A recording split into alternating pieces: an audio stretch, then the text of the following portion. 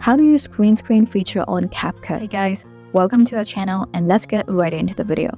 So in order to use a green screen feature, first you need to download a green screen image from the Google. So go ahead and open up your Google application and search for green screen image. Here I have searched for the YouTube subscribe button. So you can select any one of these images and download the image. Once the image has been downloaded, go back and open up CapCut. Now import the video in which you want to add your green screen to. Once the video has been imported, tap on Overlay button from the bottom toolbar, select Add Overlay, and now from the photos, select the image that we downloaded earlier. Once the image has been imported, you can drag the image length till the very end of the video and adjust its size.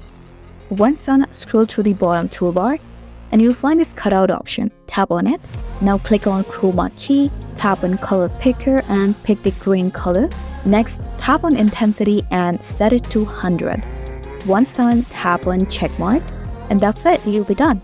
So this is how you can use green screen feature on CapCut. Hey guys, welcome to our channel and let's get right into the video. I really hope you found this video helpful, and if you did, please make sure to hit the like button and subscribe to us for more great content.